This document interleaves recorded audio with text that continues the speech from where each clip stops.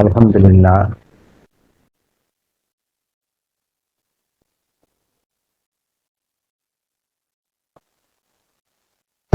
ரப்பி ஜித்னி இல்மா ரப்பி ஹப்லி உக்குமா. My Lord, cool my temper and make this matter easy for me. Untie a knot from my tongue so they can understand my speech. Moses கேட்குற பிரார்த்தனை தான் இது. சகாபுதீன் அரபியில் சொல்லுவார், ஆங்கிலத்தில் சொல்கிறேன். அதனால நம்ம அன்னைக்கு சில விஷயங்கள் பார்த்தோம். நன்றி செலுத்துறது, மன்னிப்பு கேட்கறது அப்படிங்கிறதுல 16வது அத்தியாயத்தின் 99வது வசனம் மற்றும் 100வது வசனத்துல ஒரு முக்கியமான விஷயத்தை அல்லாஹ் சொல்றாங்க.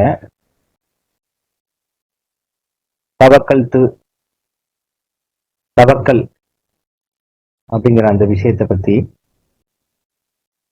அது மிக ஒரு முக்கியமான ஒரு விஷயமா இருக்கு. எதோட அதை கனெக்ட் பண்றாருன்னா, அல்லாஹ்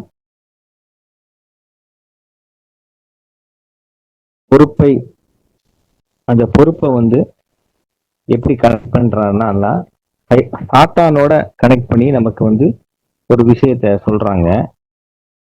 அந்த வசனம் 99, 100வது வசனம் 16வது அத்தியாயத்துல, அதாவது நம்பிக்கை கொண்டு மேலும் தங்கள் இரட்சகரிடம் பொறுப்பை ஒப்படைப்பவர்கள் மீது அவனுக்கு எந்த ஆதிக்கமும் இல்லை. தங்களுடைய எஜமானனாக அவனை தேர்ந்தெடுத்தோர், தங்களுடைய தெய்வமாக அவனை தேர்ந்தெடுத்தோர் வரை மட்டிலுமே அவனது ஆதிக்கம் உள்ளது அப்படின்னு அல்லாஹ் சொல்றாங்க. அல்லாட்ட பொறுப்பை ஒப்படைக்காதவர்கள் சாத்தானுடைய ஆதிக்கத்துல இருக்கிறாங்க அப்படின்னு சொல்றாரு. இது நமக்கு ஒரு சின்ன ஒரு விஷயமாக இருந்தாலும் சரி, ஒரு மிகப்பெரிய ஒரு விஷயமாக இருந்தாலும் சரி, எந்த ஒரு விஷயமாக இருந்தாலும் சரி, நாம அல்லாட்ட தான் பொறுப்பை ஒப்படைக்கணும் அப்படிங்கிறத இது சொல்லுது.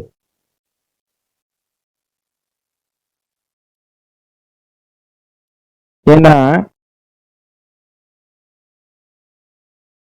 கடவுளிடம் பொறுப்பை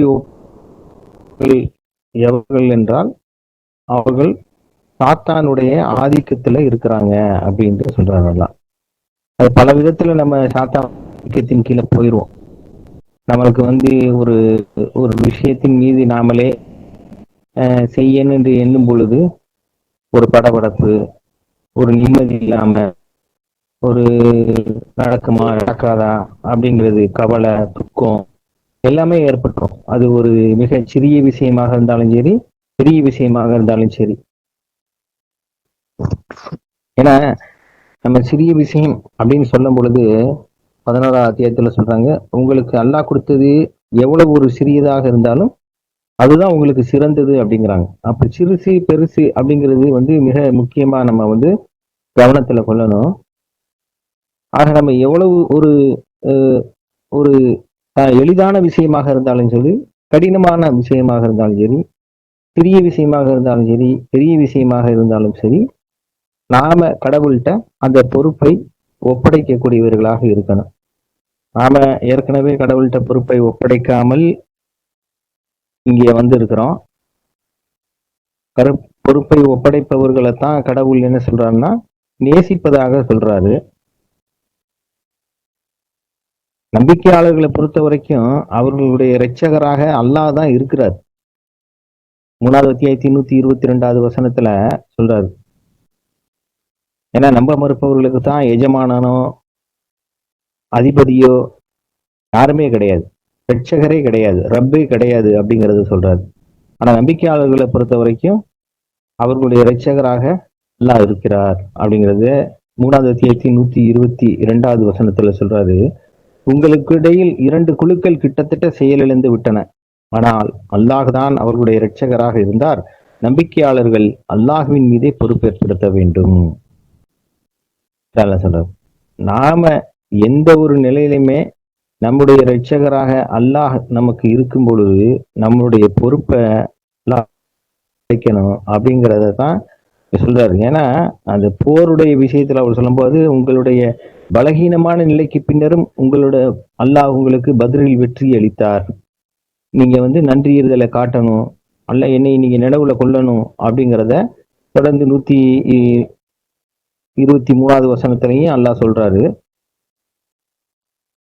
பொறுப்பை ஒப்படைக்கிறதுங்கிறது அவ்வளவு ஒரு மிக முக்கியமான விஷயமாக இருக்கு. 3வது அத்தியாயத்தின் 122ல பார்த்தோம். அதே போல 3வது அத்தியாயத்தின் 160ல சொல்றாரு, அல்லாஹ் உங்களுக்கு ஆதரவளித்தால் எவரும் உங்களை தோற்கடிக்க இயலாது.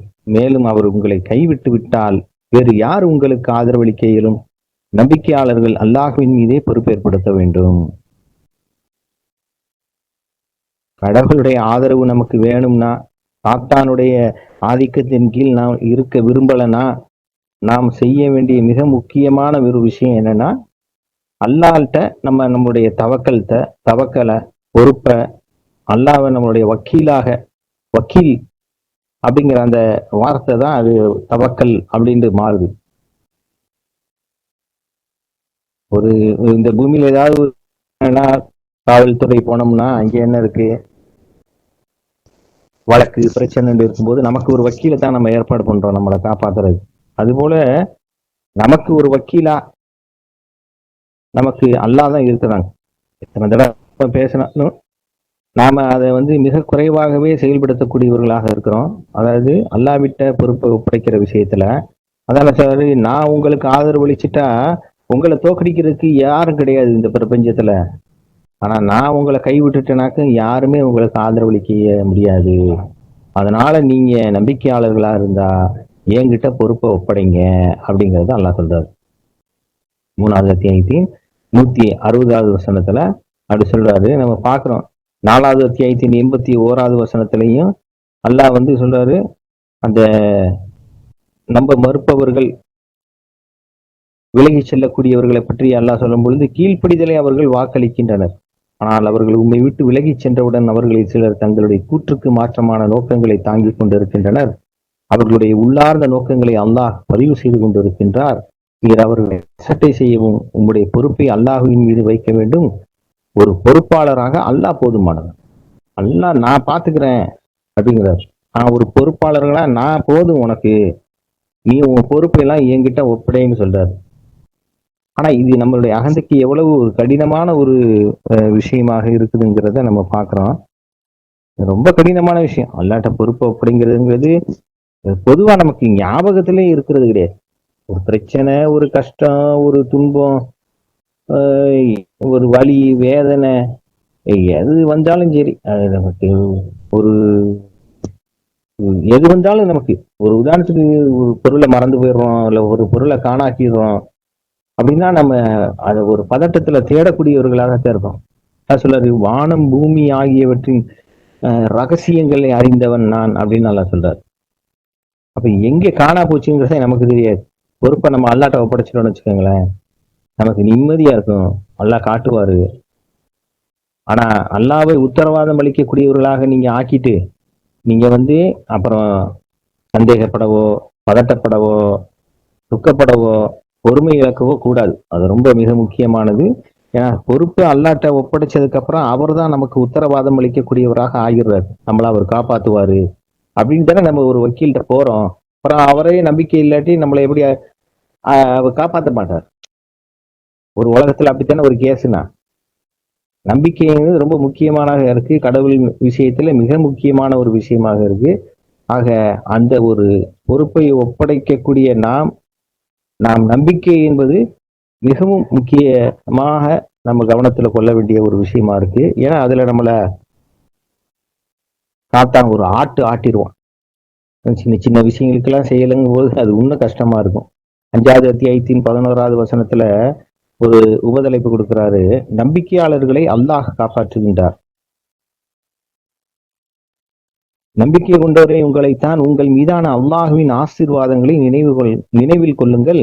உங்களுக்கு எதிராக சில மக்கள் வழிச்சண்டை செய்வதற்காக தங்களுடைய கரங்களை நீட்டிய போது அவர் உங்களை காப்பாற்றினார். மேலும் அவர்களுடைய கரங்களை தடுத்து நிறுத்தினார். நீங்கள் அல்லாஹுவை கருத்தில் கொள்ள வேண்டும். நம்பிக்கையாளர்கள் அல்லாஹுவின் மீதுதான் பொறுப்பேற்படுத்த வேண்டும். இந்த சீனியெல்லாம் நம்மளும் அனுபவிச்சிருக்கிறோம். அல்லாஹ்வின் ஆசீர்வாதம் அதெல்லாம். நமக்கு எதிராக எவ்வளவு மக்கள் வழிச்சண்டை செய்வதற்கு அவங்க தங்களுடைய கரங்களை நீட்டிட்டு வந்து நின்றாங்க. எவ்வளவு தடவை நம்ம தனித்தனியாகவோ குழுமமாகவோ அதை அனுபவிச்சிருக்கிறோம். அந்த நேரமெல்லாம் நம்மளை அல்லாஹ் காப்பாத்திருக்கிறார். அவங்களுடைய கரங்களை தடுத்து நிறுத்தினார். தானே முன் வந்து செய்கிறார். அதை அல்லாஹ் சொல்றாரு, நீங்க அதை நினைவுல கொள்ளுங்க, என்ன கருத்துல கொள்ளுங்க, நீங்க நம்பிக்கையாளர்களா இருந்தா என் மீது பொறுப்பேற்படுத்த வேண்டும் என்பதை சொல்றாரு. தவக்கல் அப்படின்ற அந்த தவக்கல் அப்படின்ற அந்த வார்த்தை அந்த கரெக்டா 38 இடத்துல வருது. தவக்கில் வக்கீல் அப்படின்லாம் வரும்போது இன்னும் நிறைய வரும். அந்த தவக்கல் அப்படின்ற அந்த வார்த்தை வரும்பொழுது கரெக்டா 38 தடவை அரபியில வருது. அதை பார்க்கிறோம். அரபி குரான்ல பார்க்கும் பொழுது எல்லாத்தையும் எப்படி அல்லாஹ் கட்டமைச்சு வைக்கிறாருங்கிறத பார்க்கணும். இப்ப 38ங்கிறது 19 பெருக்கு தொகையாக இருக்குது. அது கவனத்தை ஈர்க்கக்கூடியதாக இருக்குது. 19 பற்றி அந்த சான்றை பற்றி அறிந்தவர்களுக்கு அது கவனத்தை ஈர்க்கக்கூடியதாக இருக்கு. அப்படி அது ஒரு செட் பண்ற வார்த்தைகளை இத்தனை வாட்டி தான் வரணும், இப்படி வரணும் அப்படிங்கிறது நம்ம அதை பார்க்கிறோம். அது ஒரு தனி சாப்டராக இருக்கு. நம்பிக்கையாளர்களா இருந்தா நீங்க வெற்றி அடைவீங்க, நீங்க அல்லாட்ட பொறுப்பை ஒப்படைங்க அப்படிங்கிறத 5வது அத்தியாயத்தின் 23வது வசனத்திலாம் சொல்றாரு. பக்தியுடையவர்களாகவும் அல்லாஹுவால் ஆசீர்வதிக்கப்பட்டவர்களாகவும் இருந்த 2 மனிதர்கள் கூறினர், வாயிலில் மட்டும் நுழைந்திடுங்கள், நீங்கள் மட்டும் நுழைந்து விட்டால் நிச்சயமாக நீங்கள் வெற்றி அடைவீர்கள். நீங்கள் நம்பிக்கையாளர்களாக இருந்தால் நீங்கள் அல்லாஹுவின் மீது பொறுப்பேற்படுத்தியாக வேண்டும். நம்பிக்கையாளர்களாக இருந்தா உங்களுடைய பிரச்சனைகளுக்கும் உங்களுடைய கஷ்டங்களுக்கும் நீங்க பொறுப்பு ஏற்படுத்தக்கூடியவர்களாக இருக்கணுங்கிறத எப்பயுமே கவனத்துல கொள்ளணும். எத்தனை வசனங்கள் நம்ம பார்க்கிறோம், அத்தனையிலையும் அதான் சொல்றார். அல்லாஹ் தான் சிறந்த ஆதரவாளராக இருக்கிறார். அவர் தான் நம்மளுக்கு வெற்றி அளிக்கக்கூடியவராக இருக்கிறார். அவங்க சொல்றாங்க 7வது அத்தியாயத்தின் 89வது வசனத்துல, அந்த போலி தெய்வ வழிபாடு அதிலிருந்து அல்லாஹ் எங்களை காப்பாற்றி விட்ட பின்னர் உங்களுடைய மார்க்கத்திற்கு நாங்கள் மீண்டும் திரும்பி வந்து விட்டால் நாங்கள் அல்லாஹ்வுக்கு எதிராக நிந்தனை செய்தவர்களாகி விடுவோம். எங்கள் இரட்சகரான அல்லாஹுவின் நாட்டத்திற்கு எதிராக எவ்வாறு நாங்கள் அதன்பால் திரும்பி வர இயலும்? எங்களுடைய இரட்சகரின் அறிவு எல்லா பொருட்களையும் சூழ்ந்துள்ளது. எங்களுடைய பொறுப்பை நாங்கள் அல்லாஹுவின் மீது வைத்து விட்டோம். எங்கள் இரட்சகரே, எங்களுடைய சமூகத்தாரின் மீது தீர்மானமானதொரு வெற்றியை எங்களுக்கு அளிப்பீராக. நீரே மிகச்சிறந்த ஆதரவாளராக இருக்கின்றீர். வெற்றி அளிக்கக்கூடியவராக, மிகச்சிறந்த ஆதரவாளராக அல்லாஹ் தான் இருக்கிறார். நம்மளுடைய பொறுப்பை நம்ம அல்லாட்ட ஒப்படைக்கணும். நமக்கு நம்மளுடைய வாழ்க்கையே பொறுப்பா இருக்கு. அந்த வாழ்க்கையில விதவிதமான பொறுப்புகள் இருக்கு. கணவராக, மனைவியாக, ஒரு தந்தையாக, ஒரு பிள்ளையாக, ஒரு முதலாளி, ஒரு தொழிலாளியாக, இன்னும் உறவினராக, இந்த மாதிரி நண்பர்களாக, எல்லா விதத்திலையும் நமக்கு ஒரு பொறுப்பு இருக்குது. எல்லாத்தையுமே நம்மளால, எல்லா பொறுப்பையும் நம்மளால சுமந்து நமக்கு அம்மாடி அது எல்லா பொறுப்பையும் நம்மளால செய்ய முடியுமா? நினைச்சு பாருங்க. அதுக்கு வாய்ப்பே கிடையாது. அத்தனை பொறுப்பையும் சுமந்து அம்மாடி இவ்வளவு நமக்கு தெரியாத விஷயங்கள்லாம் இருக்கும். சில பொறுப்புகள்ல நமக்கு எப்படி செய்யணும்னே தெரியாது. அது மறைவான விஷயங்களா இருக்கும். ஆனா வானம், பூமி ஆகியவற்றின் ரகசியங்களை அறிந்தவற்றை நம்ம பொறுப்பை ஒப்படைச்சிட்டோம்னா அவருக்கு தெரியும் எந்த சிக்கல்ல இருந்து அந்த சிக்கல்ல இருந்து நம்மளை எப்படி வெளியேற்றணும், எப்படி ஆகுங்கிறது அவருடைய பொறுப்பாயிடும். ஆக நம்ம கடவுள்கிட்ட பொறுப்பை ஒப்படைக்கிறதுங்கிறது மிக முக்கியமான ஒண்ணா இருக்கு. அது சாத்தானுடைய ஆதிக்கத்தின் கீழ் செல்வதை விட்டும் தடுக்கக்கூடிய ஒரு ஆயுதமாக இருக்கு. பொறுப்பை ஒப்படைப்பது என்பது சாத்தானுடைய ஆதிக்கத்தின் கீழ் நாம் செல்வதை விட்டும் தடுக்கக்கூடிய ஒரு ஆயுதமாக இருக்கு. அந்த ஆயுதத்தை நம்ம பயன்படுத்துறதுக்கு ஒவ்வொரு நாளும் நமக்கு வாய்ப்புகள் வந்துகிட்டே இருக்கு. ஒவ்வொரு வினாடியும் வந்துகிட்டே இருக்கு. அப்ப அந்த வாய்ப்பை நம்ம பயன்படுத்தி பொறுப்பை கடவுளிடம் ஒப்படைத்து சாத்தானுடைய ஆதிக்கத்தில் இருந்து நாம தப்பிக்கக்கூடியவர்களாக அல்லாஹ் நம்மளை ஆக்க வேண்டும் என்றால் நாம் பொறுப்பை ஒப்படைக்க வேண்டும். உண்மையான நம்பிக்கையாளர்கள் எப்படி இருப்பாங்கன்னா, அவங்களுடைய இதயங்கள் அல்லாஹ்வை குறிப்பிடும் போது நடுநடுங்கி விடுமா. 8வது அத்தியாயத்தின் 2வது வசனத்துல சொல்றாரு, உண்மையான நம்பிக்கையாளர்கள் எவர்களெனில், எவர்களுடைய இதயங்கள் அல்லாஹ்வை குறிப்பிடும் போது நடுநடுங்கி விடுகின்றதோ. இன்னும் அது மட்டும் இல்லாம, அவருடைய வெளிப்பாடுகள் எடுத்துரைக்கப்படும் போதும் அவங்களுடைய நம்பிக்கை வலுப்படுகின்றதோ. இன்னும் தங்களுடைய இரட்சகரின் மீது பொறுப்பேற்படுத்துகின்றனரோ அவர்களும் தான் அவர்களுக்கும் தான் அவர்களும் தான் உண்மையான நம்பிக்கையாளர்களாக இருக்கிறாங்க. எவர்கள் உண்மையான நம்பிக்கையாளர்கள்னா, அல்லாஹ்வின் பெயரை சொல்லும் போது நடுநடுங்கிரும். எனக்கெல்லாம் வந்து ஒரு ஒரு நான் ஒண்ணு ஏதாவது ஒரு பிரச்சனை பண்றேன்னா, எனக்கு ஒரு நம்ம ஒரு ஒவ்வொருத்தரும் ஒவ்வொரு அறிவுரை சொல்லுவாங்க. எனக்கு அதெல்லாம் உண்மையிலே ஏறவே ஏறாது. அல்லாஹ் இப்படி சொல்றாரு, நீ இப்படி செய்யற அப்படிங்கும் பொழுதுதான் எனக்கு டக்குன்னு அது வந்து ஸ்ட்ரைக் ஆகும். அப்படி அப்படித்தான் நாங்க நாங்க எல்லாம் முந்தி ஆரம்ப காலத்துல எல்லாம் அப்படித்தான் நம்ம எதுக்குமே அடங்காம திரிவோம் நாங்கெல்லாம். ஆனா அல்லாஹ்வின் வசனங்களை கொண்டு நம்ம ஒருத்தருக்கு ஒருத்தர் நம்ம சொல்லிக்கிறணும். கோவப்படுறா, டே நீ கத்துற, நீ கழுத மாதிரி கத்தாத, அல்லாஹ் சொல்றாரு அப்படின்னா தான் நீங்க பொறுமையா இருங்க, கோபத்தை அடக்கிக்கங்க அப்படின்லாம் சொன்னா நமக்கு ஏறவே ஏறாது. ஏன்னா அங்கே நான் என்ன செய்யறேன்னா அதை தான் சொன்னாதான் எனக்கு அது ஏறுது. ஏன்னா இப்ப கோபத்தை அடக்கி கொள்ளுங்கள், அடக்கி கொள்வார்கள் இருக்கு. ஆனா இங்க வந்து அடக்கணும், நீங்க அடக்கிதான் ஆகணுங்கிற கட்டளை. நம்பிக்கையாளர்கள் அப்படி இருப்பாங்க அப்படிங்கிறது அது ஒரு பண்பு அது. ஆனா இங்க கழுத மாதிரி கத்தாத அப்படிங்கிறது கட்டளை. அது கட்டளை. அது கழுத மாதிரி கத்தாத, அதெல்லாம் அல்லாஹ்வுக்கு பிடிக்கிறது இல்ல. கழுத மாதிரி இப்ப நீ கோவப்படுறேன்னா எனக்கு எல்லாம் அது பிடிக்கிறது இல்ல, நீ கோவப்படக்கூடாது அப்படின்னு சொல்லல அல்லாஹ். கோவப்பட்டா கட்டுப்படுத்திக்கங்க அப்படின்னு தான் சொல்றாரு அல்லாஹ். ஆனா இங்க கத்துற விஷயத்த சொல்லும் போது அல்லாஹ் என்ன சொல்றாரு, கழுத மாதிரி கத்தாத அப்படிங்கிறாரு. ரொம்ப குரல்லே அருவருக்கத்தக்கது கழுதையோட குரல் தான், எதுக்கு கழுத மாதிரி கத்துற அப்படிங்கிறது. அந்த மாதிரி குறிப்பிட்டு சுட்டி காட்ட வேண்டும் பொழுதுதான் அது அல்லாஹ்வின் பேரை சொல்லிட்டு போது டக்குன்னு அங்கே கட்டுப்பாடு வந்துருது நமக்கு. நான் என்னுடைய நிலையை சொல்றேன். ஒருத்தருக்கும் இன்னும் சிறந்தவர்கள் இருப்பாங்க. அவங்களுக்கு சாதாரணமா சொல்லும் பொழுதே கூட அவங்களுக்கு புரிந்து விடும். நாம கொஞ்சம் கடினமான ஆளா இருக்கிறதுனால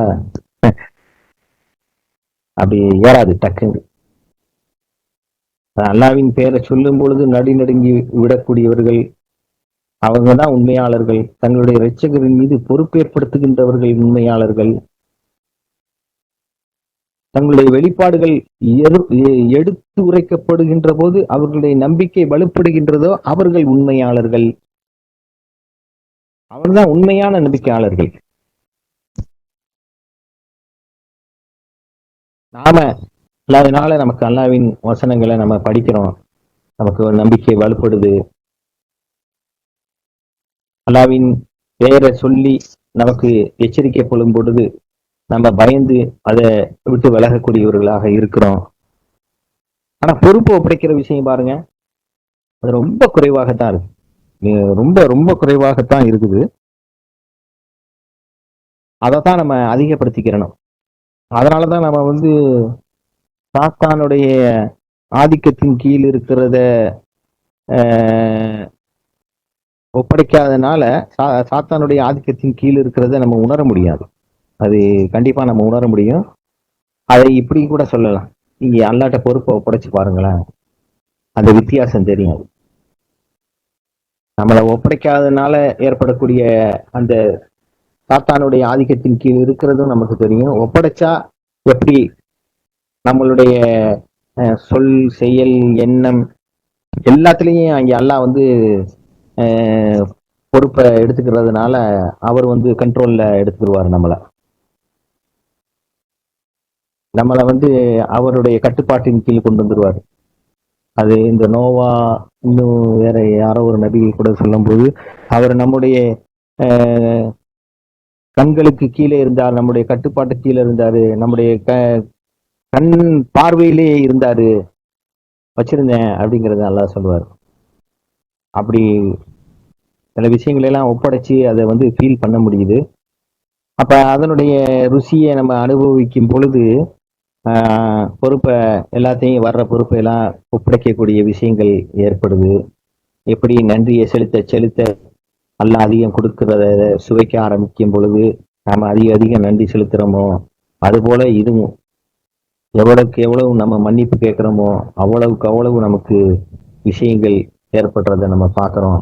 அது ஒரு பல தடவை பார்த்துருக்கோம். மன்னிப்பு கேட்பதன் மூலமாக நாம வந்து அடையக்கூடிய பலன்கள், நன்றியை செலுத்துவதன் மூலமாக நாம் அடையக்கூடிய பலன்கள், அதுபோல அல்லாவிடம் நம்முடைய பொறுப்பை ஒப்படைப்பதன் மூலமாக ஏற்படக்கூடிய அந்த பலன்கள்லாம் நம்ம ருசிக்கக்கூடியவர்களாக நம்ம ஆயிட்டோம்னா அல்ஹம்துலில்லாஹ், அது ஒரு மகத்தான ஒரு வாழ்க்கையாகத்தான் இருக்கும். 8வது அத்தியாயத்தின் 49வது வசனத்துல நயவஞ்சகர்கள் தங்களுடைய இதயங்கள்ல சந்தேகத்தையும் தாங்கியிருந்தவர்கள் சொல்றாங்க, இந்த மக்கள் அவருடைய மார்க்கத்தால் ஏமாற்றப்பட்டவர்களாக இருக்கின்றனர். இருந்தாலும் அல்லாஹ் சொல்றார், ஒருவர் அல்லாஹ்விடம் தன்னுடைய பொறுப்பை ஒப்படைத்து வைப்பாராயின் பின்னர் அல்லாஹ் எல்லாம் வல்லவர், ஞானம் மிகுந்தவர். இந்த மார்க்கம் என்ன? கடவுள் தான் ஏகபுத்த அதிகாரத்துக்குரியவர், அவரை தவிர யாருக்கும் எந்த ஒன்றுக்கும் சுயமான சக்தி இல்லை என்பதுதான். அந்த அப்படி சொல்றத நயவஞ்சகர்களும் தங்களுடைய இதயங்களை சந்தேகத்தை தாங்கியிருந்தவர்களும் இப்படி ஒரு மார்க்கத்துல போய் இப்படி மக்கள் ஏமாற்றப்பட்டவர்களா ஏமாந்து போய் நிக்கிறாங்களே அப்படின்னு சொல்றாங்க. அப்படி அவங்க சொன்னாலும் நீங்க என்கிட்ட பொறுப்பை ஒப்படைங்க அப்படிங்கிறார். அப்படி சொன்னாலும் நீங்க என்கிட்ட பொறுப்பை ஒப்படைச்சிங்கன்னா அதுக்கப்புறம் நான் தான் எல்லாம் வல்லவன், ஞானம் மிகுந்தவன், உங்களை பார்த்துக்கிருவேன் அப்படிங்கிறாரு அல்லாஹ். அப்படிதான் அதை சொல்றாரு. 8வது அத்தியாயத்தி 49வது வசனத்துல நயவஞ்சகர்கள் தங்களுடைய இதயங்களை சந்தேகத்தை தாங்கியிருந்தவர்களும் மக்கள்கிட்ட அப்படி சொல்றாங்க. சரி, இருக்கட்டும், பரவாயில்ல, நாங்க எங்க பொறுப்பை எல்லாத்தையும் ஒப்படைச்சுக்கிறோம் அப்படின்னு சொல்லக்கூடியவர்களாக நம்ம இருக்கணும். என்னப்பா நீ எதுக்கு எடுத்தாலும் அல்லாட்ட போய் ஒப்படைக்கிறேங்கிற அப்படிம்பாங்க. நம்மள சுத்தி இருக்கக்கூடிய மக்களே கூட அதை சொல்லக்கூடியவர்களாக இருப்பாங்க. இது இல்லாம ஒப்படைப்பா நீ, ஓ நீயே செய்ய அப்படிம்பாங்க. ஒப்படைச்சிட்டு தான் செய்யணும், நம்ம தான் செய்யணும், அதுல சந்தேகமே இல்லை, எல்லாத்தையும் நம்ம செய்யணும். யாக்கூப் சொல்றாருல, போங்க பல வாசல் வழியா போய் முயற்சி பண்ணுங்க, ஆனா அல்லாஹ் விதிச்ச விதியை எதுவும் அது மாத்த போறது இல்லை. அதுதான் அப்ப அல்லாவின் விதி தான் அது நடக்க போகுதுன்னு நமக்கு தெரியும். நம்பிக்கையாளர்களுக்கு அது தெரியும், அல்லாஹ் விதி தவிர அணு அளவும் நடக்காதுன்னு. அப்ப நம்பிக்கையாளர்கள் என்ன செய்யணும்னா அல்லாட்ட தான் பொறுப்பை ஒப்படைக்கும். ஏன்னா அப்படி அதுதான் அல்லாவை சார்ந்து இருக்கிறதன் மூலமாக அவர்கள் நன்னறிகளை சம்பாதிக்க முடியும். சொல்லார், அவர்கள் அல்லாஹ் நீங்கள் கொல்லல, நம்ம தான் கொண்டோம், ஆனா ஏன் அப்படி அவங்க கையால செய்ய வச்சோம்னா அவங்களுக்கு நன்மை வரணுங்கிறதுக்காக. அப்ப அது போல நம்ம அல்லாஹ் தான் எல்லாத்தையும் நடத்துறாருங்கிறது நமக்கு தெரிஞ்சாலும் நம்ம அல்லாட்ட பொறுப்பை ஒப்படைக்கணும், நம்ம முயற்சியை செய்யக்கூடியவர்களாக இருக்கணும். அப்படி நம்ம பொறுப்பை ஒப்படைச்சோம்னா நமக்கு எந்த ஏமாற்றமும் இல்லை, எந்த கஷ்டமும் இல்லை, எந்த துக்கமும் இல்லை, எந்த பயமும் இல்லை, எந்த அச்சமும் இல்லை. 8வது அத்தியாயத்தின் 61வது வசனத்திலையும் சொல்றதை நம்ம பார்ப்போம். பார்த்துட்டு இதோட முடிச்சிருவோம், மணி 10:21 ஆச்சு. நீங்க அதாவது அவர்கள் சமாதானத்தின்பால் தஞ்சமடைந்தால் நீங்களும் அவ்வாறே செய்ய வேண்டும். மேலும் அல்லாஹுவின் மீது உங்களுடைய பொறுப்பை வையுங்கள், அவர்தான் செவி ஏற்பவர், சர்வமும் அறிந்தவர். அல்லாஹ் எல்லாத்தையும் கேட்கக்கூடியவர் இருக்கிறாரு, எல்லாத்தையும் அறிஞ்சவரா இருக்கிறாரு. அதனால நமக்கு ஒரு ஒரு ஒரு விஷயத்துல நம்மள்ட்ட வந்து பொறுப்பு வருதுன்னா அதை அவர்கிட்ட ஒப்படைச்சிட்டோம்னா அவர் எல்லாத்தையும் அறிஞ்சதுனால நமக்கு கரெக்டா செஞ்சு கொடுப்பாரு. அதை அது எவ்வளவு சின்ன விஷயமாக இருந்தாலும் ஒரு சாவி காண போச்சுன்னா அது சின்ன விஷயம் தானே. ஆனா அது எவ்வளவு பெரிய ரகசியமா இருக்குது, அது எங்க இருக்குன்னே தெரியாது. கருவும் அறிந்தவற்றை நம்ம ஒப்படைச்சோம்னா அவர் நமக்கு காட்டி கொடுப்பாரு. ஆக சாத்தானுடைய ஆதிக்கத்தில் இருப்பதை விட்டும் நாம தப்பிக்கணும் அப்படிங்கிற எண்ணம் நமக்கு இருக்குதுன்னா, இல்ல அல்ல எண்ணத்தை வளர்த்து கொள்ள விரும்பினா நாம செய்ய வேண்டியதுன்னா தவக்கல் அல்லாஹ், அல்லாஹ்விடம் பொறுப்பை ஒப்படைக்க வேண்டும். அல்ஹம்துலில்லாஹ். அஸ்ஸலாமு அலைக்கும்.